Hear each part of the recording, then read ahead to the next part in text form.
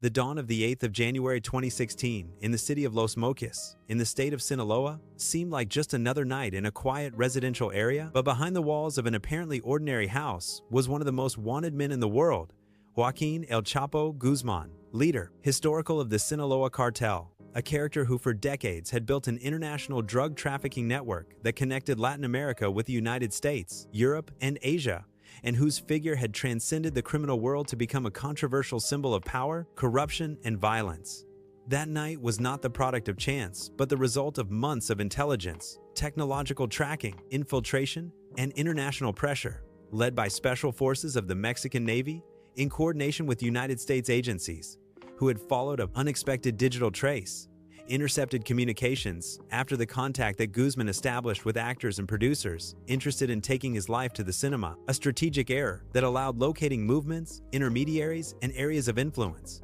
The story of that capture begins months before, when after having escaped from the maximum security prison of Altiplano in July 2015, through a sophisticated tunnel of more than a kilometer in length equipped with ventilation, lighting, and a motorcycle on rails, the Mexican government faced national and international pressure without precedents. Since that escape not only evidenced an alarming level of corruption, but also questioned the state's capacity to contain a figure whose influence surpassed borders, and thus a silent hunt was deployed, in which every mistake of the fugitive would be key. For weeks, the security forces analyzed financial patterns, family movements, internal loyalties, and possible betrayals within their own organization, because the history of drug trafficking demonstrates that absolute power always generates internal fractures. And it was precisely that combination of military pressure and leaks which began to close the circle. The house in Los Mochis was not an armored fortress, but a strategic resting point equipped with hidden escape routes, including improvised tunnels connected to the drainage system, which revealed the constant paranoia under which lived he who had managed to escape from a maximum security prison. And when the Marines burst in before dawn, a brief but intense confrontation was unleashed.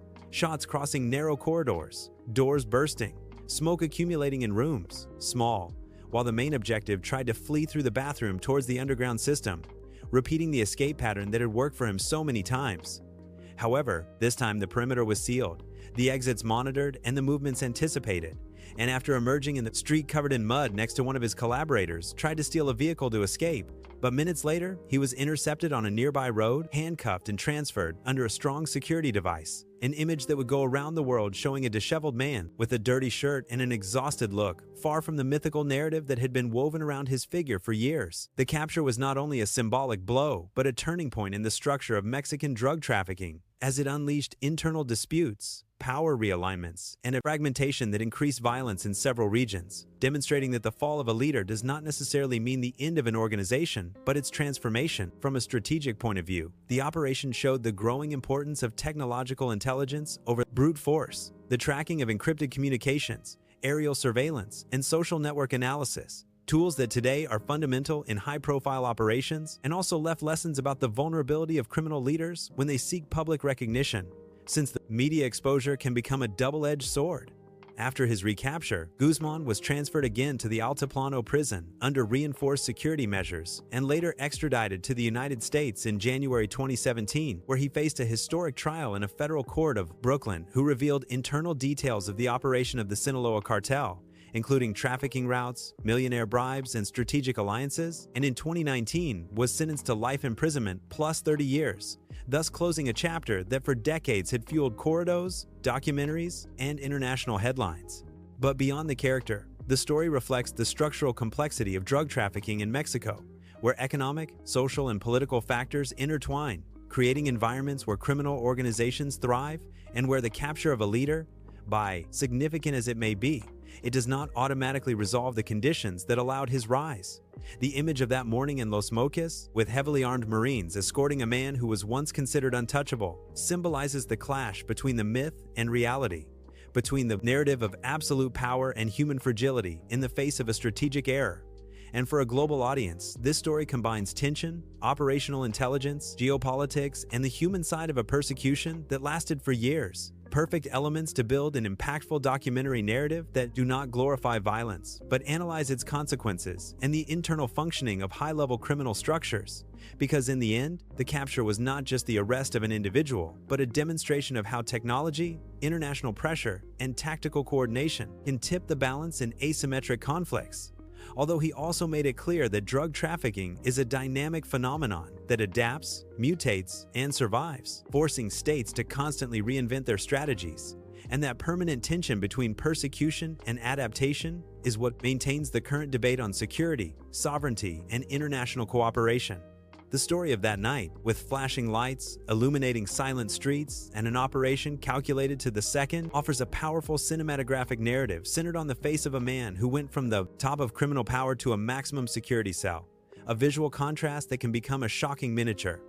Before and after, myth and fall, shadow and exposure, showing that even the most influential figures can make mistakes that change their destiny forever. From that moment on, the narrative stopped focusing solely on the figure of the captured man and began to focus on the structural implications that his fall generated inside and outside of Mexico, because the capture did not occur in a political or social vacuum, but rather in a context of pressure, growing international, bilateral cooperation, and technological transformation in criminal intelligence. During the following months, security analysts studied how an organization that for years had operated with an almost business structure could maintain internal cohesion despite the intermittent absence of its leader. And that question revealed a key element. The Sinaloa cartel did not function solely as a vertical structure centered on a single figure, but as a flexible network of cells with the capacity for rapid adaptation, which explains why the death of its leader did not mean an immediate halt to its international operations. This decentralization allowed different factions to maintain active routes, while internal alliances were reconfigured, generating tensions that would later lead to disputes over control, territorial and strategic areas. From the geopolitical point of view, the case evidenced the importance of the exchange of intelligence between countries, since U.S. agencies reinforced their technological cooperation by providing communication tracking tools and data analysis that facilitated the identification of unusual patterns in the movements of the circle close to the fugitive, demonstrating how in the 21st century, the fight against criminal structures is also fought in the digital space. The error that allowed to locate his position, related to external contacts that sought to project their story to the media, became a clear example of how public exposure can weaken clandestine networks, since each interaction leaves a traceable footprint. In parallel, Mexican public opinion reacted with a mixture of relief and skepticism, reflecting the social complexity of a country where the narrative of drug trafficking has been present for decades. In the United States, one of the most media-covered trials related to transnational organized crime was developed, a process that publicly exposed the internal functioning of a believes that for years it moved enormous amounts of illicit substances across multiple borders. The life sentence reinforced the idea that the final destination of high-profile figures is usually resolved in U.S. federal courts. However, security experts, they warn that the real impact should be measured in terms of structural weakening and reduction of violence, not only in individual convictions, which opened a reflection on the effectiveness of decapitation strategies, tactics that seek to capture leaders with the expectation of disorganize the structure. Later studies indicated that these actions can generate fragmentation and temporary increases in violence, as occurred in certain regions after the capture.